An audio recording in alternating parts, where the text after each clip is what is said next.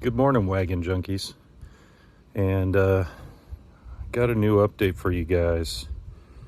I got 37's last week, and I've been driving them around for a week just to kind of see where it's going to rub, if it's going to rub.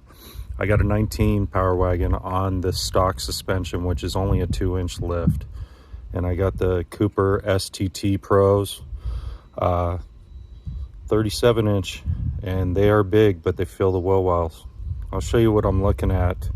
Kind of want to give you an update as to what I'm going to do so that I don't have to worry about articulation issues or rubbing issues. I do have minor rubbing issues, but nothing major. Just going to make some minor modifications, and I'll show you what I'm going to do. So first off, junkies, what do you think?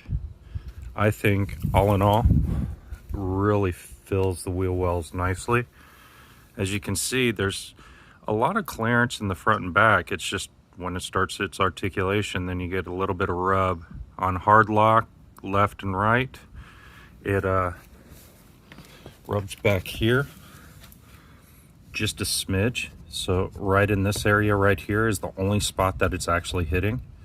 And then up front, if I'm hitting driveways and stuff like that, on my air dam, it's hitting right here. So the plans are to remove the air dam itself, and then back here, what I plan on doing is actually just cutting a bit back here, taking that plastic portion off itself.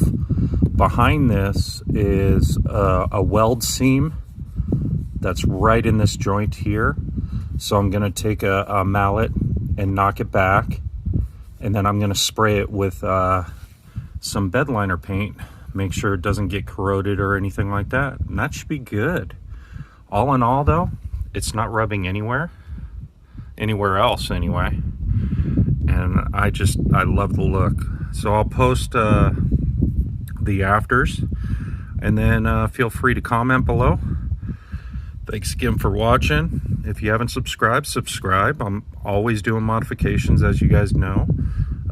Really just trying to learn more about my rig and teach others what they can do with minimal money. All right, talk to you in a bit. Bye. Oh, one more thing. If you're wondering what kind of rims I went with, these are 17s, 17-inch Method 315s, the Ram edition, with a plus 25 offset. Really nice. Okay, so for the first step, I got to remove the air dam bolts themselves, which are pretty minor really. So I'm not sure what the size is yet. And then I got a couple of, let's see if I can find them. Yeah, they're there. There's 2 pop rivets on the bottom that I got to remove as well. But yeah, once I get those bolts removed and everything else, this should come off very clean. Then next, I'm going to remove these posts.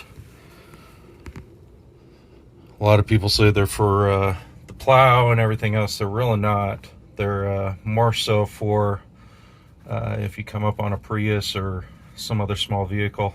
Won't go underneath your rig. I know, but I'm gonna remove those. Give it a cleaner look, give me a little bit more clearance, a lot more clearance actually. Those posts come down quite a bit, so it should be good. All right, junkies. Air dam is removed. It wasn't all that bad. There's 2 bolts that are tucked in behind those plow arm things that are right there underneath. And apologize for the burping there. Anyway, you need like hands the size of Yoda's hands in order to remove them. But aside from that, everything else removed just fine. I'm just gonna clean her up and then work on my next part of the portion, which is cutting the back side. All right, I'm just trying to give you a up-to-date post by post. All right, bye. All right, junkies, quick update. I removed those posts that were underneath the truck. It's the final result. So it looks a lot better. There's nothing I can do with the bolts that are underneath.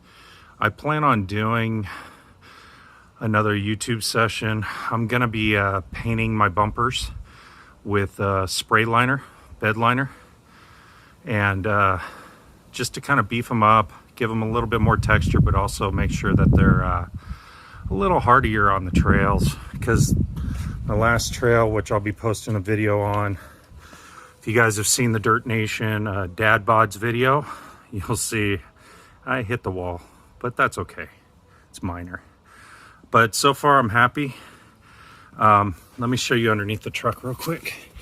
So everything's been removed, including those pillar posts. Pillar posts weren't too bad. Recommendation that I make is make sure that you get a torsion bar of some sort to give yourself a little bit of leverage to break the bolts loose. But they're not all that bad, to be honest with you. And aside from that, I'll keep posting updates. All right, later.